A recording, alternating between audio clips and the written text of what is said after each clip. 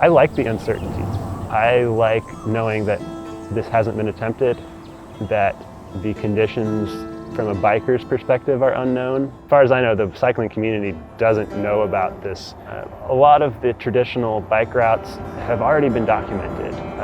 Another video of me trying to go a few minutes faster than somebody in the past doesn't appeal to me too much. So I was looking at routes that nobody has done before. All of the information says to do it in 2 to 3 days in a truck. I'm going to be doing it in 1 day. So there's a lot of question marks here, but that appeals to me.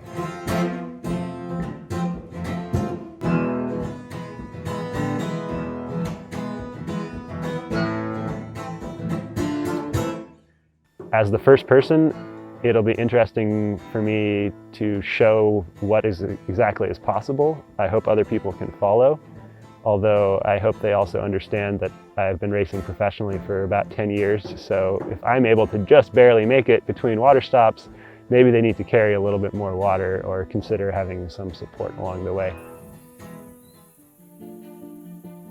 All right, so the number one thing, guys, is safety.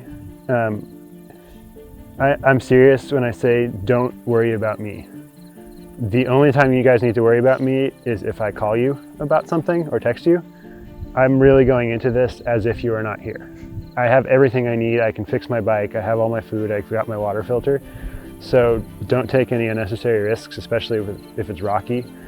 If somebody gets a flat and it takes half an hour or an hour to fix a flat, you're probably not going to see me until the end, unless you jump out on Kelsasima Road and just zip out on the interstate.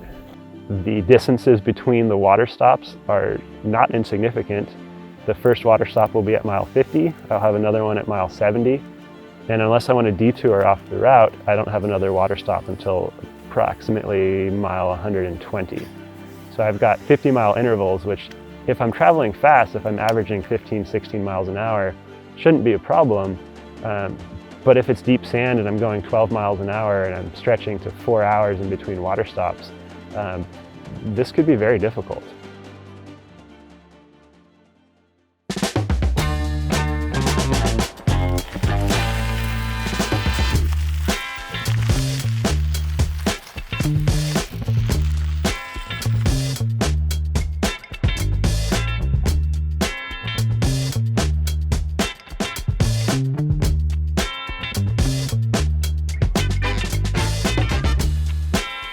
The Mojave Road was pioneered by the Mojave Indians as a trade route. They traveled this on foot for hundreds of years.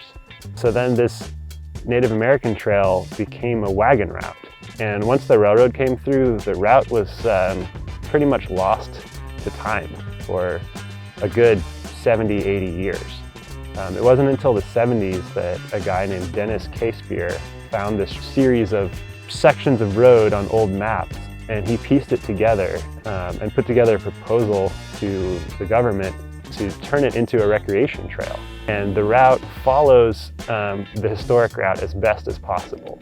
So there are other more modern roads that cross it or even run parallel to it. But what I'm going to be doing, I'm following the historic wagon route as best as we know.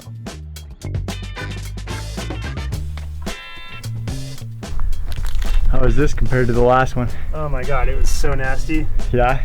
There was a little tiny puddle coming out of the sand and there were cows there, so it was extra nasty.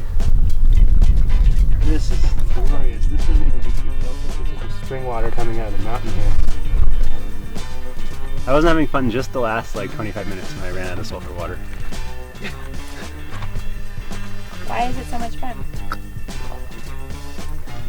This landscape, it's like a journey through geomorphology, like starting out at the river and all that sand in the Colorado desert, and then when I got up out of those first 30 miles to the high Mojave, it was so different, a lot faster.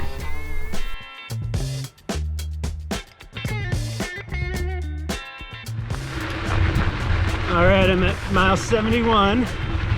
Just leaving Marl Spring here after my first disappointing spring experience at Rock Spring. Marl was a godsend. There was a little pipe A nice slow trickle, but just enough that I was able to drink quite a few tasty unfiltered bottles of spring water. I think I drank 4 bottles of water, filled up both bottles, filled up the pack, decided that making it all the way out to Camp Katy isn't realistic or smart. So 50 miles to Afton Canyon and call it a day.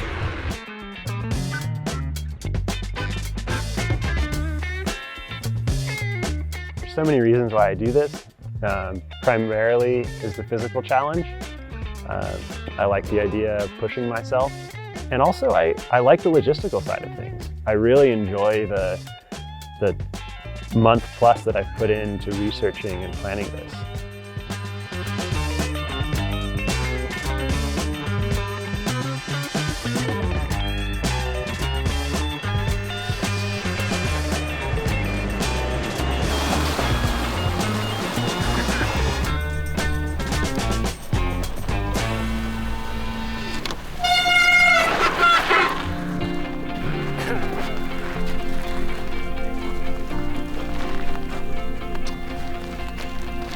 How you feeling? Shattered. I cannot recommend doing that self-supported in good conscience. There were 2 one-hour periods where I was in full-on survival mode there. Out of water, hoping that the next water source would be filterable. I made it. Makes that beer sweet. Only barely, and only on a day with the best best conditions. So I'm not disappointed. I think we've made the right call to stop it here at Afton Canyon. 122 miles, about 8,000 feet of climbing. I averaged 10.1 miles an hour, including all of the stops, which was really just one water stop and a few navigation stops. And now I'm shattered. Good day. Good day, yeah. What a day.